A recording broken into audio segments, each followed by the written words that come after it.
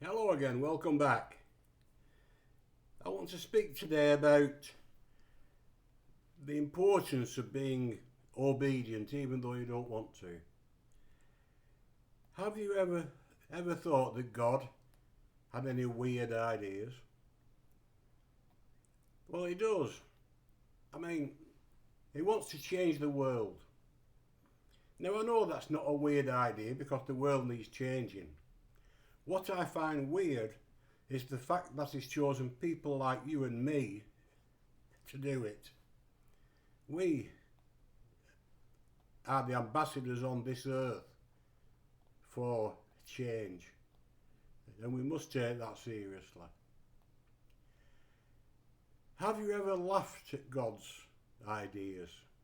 If he's asked you to do something, have you ever laughed and said, "What?"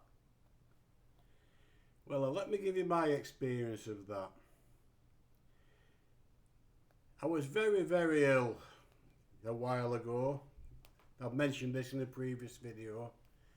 I was given 2 months to live, and it was a fairly awful time, and I don't remember the 5 years after the treatment. Not much of it anyway. But eventually I was building up, I was getting stronger. Now I used to do a lot for the church, an awful lot. I was on the PCC and all sorts. In fact, our minister used to be in our house 3-4 times a week at least, especially if he knew I had a bottle of whiskey. But as I say, I did an awful lot for the church. Then I started being ill, and I told this minister that I wasn't able to do anything else. I've got to stop doing things. I never saw him again. Never phoned or anything. Neither did his wife, and only one or two people in the church did. And eventually that stopped. But as I was getting stronger, building up, I started to think to myself, I think I'm getting ready to start to do a bit now in the church. I think I was able to begin to do something again, be useful. So I prayed about it, having in mind that my body's a wreck. I've been very ill, I was weak. I was very reliant on a lot of medication. I had to be very careful. I had no immune system, and I still haven't. And then God said to me, "I want you to go to India." I said, "What, me?" I said, "You're joking. No way can I go to India. Look at state of me." As if he didn't know. I said, no, I'm not going. I said, "Why don't you find somebody younger and fitter? There's enough people out there willing to go. Ask one of them." "I'm not going." "I want you to go to India," he said. I said, "I've told you I'm not going. Not at all. That's it. End of. Period. No, I'm not going." And this went on for about 4 months. He kept saying to me, "I want you to go to India." And I said, "I've told you I'm not going. No, I can't. Look at the state of me. No way. I wouldn't survive going to India." After about 4 months, he changed his wording.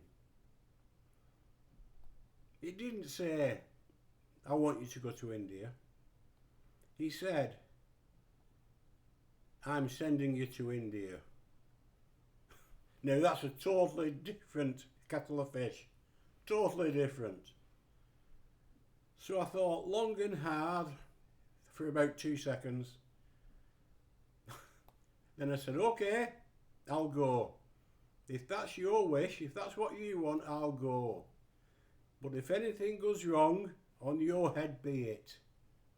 Because I'm not being guilty of what happens to me out there. Now, I knew the pastor and his wife at the church I was attending at that time had been to India before, a few years back. But on the Sunday after I said, yes, I will go, the Sunday after,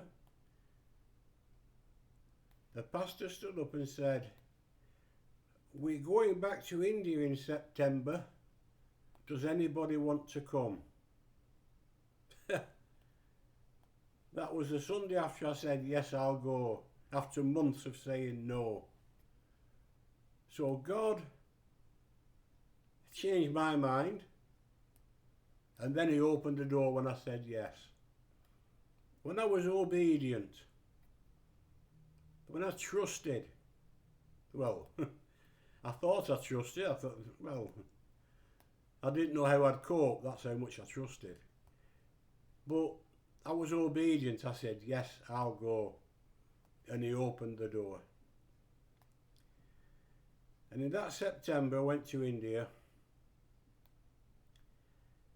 and it was the most wonderful experience I've ever had. We went up in the northeast, and near the Bhutan border, right up northeast, in the foothills of the Himalayas.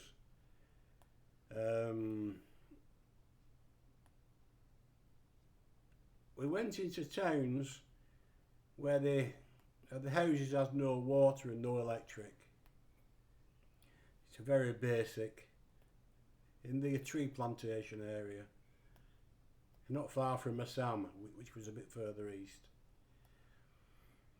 And we stayed in a town called Malbazar. But we visited a village 2, 3, 4 hours drive away. Different villages each day. It was very hard work and hard going. But he supported me.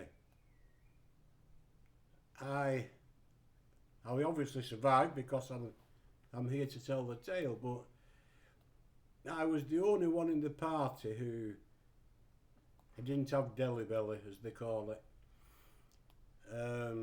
So he looked after me, and other people looked after me. I was very well cared for everywhere I went. Now, in these villages where they have no water in the huts, I can't call them houses, in the huts, I asked our guide, who was also the pastor, I said, what do we do if we want the toilet? He said, you go behind a tree. He says, only be careful of snakes. Take a stick with you. Luckily, I do have a walking stick, so, and I did see some snakes. So it was a fantastic experience though. I remember in one village, we prayed for a lad, laid hands on him. He was 17-year-old, and he was very seriously ill with leukemia. He hardly had the strength to stand up. Anyway, we laid hands on him and we prayed for him. But the disadvantage about India was, with being in so many villages, different ones every day, you don't get feedback of anything that's happened. Only about a month after we came home, we received an email, and this young lad went back to hospital for tests. Not a trace of leukemia, completely gone. And that young man is a healthy young man now. Nothing wrong with him at all. Now that helps our faith. With being there, seeing him, laying hands on him and praying for him.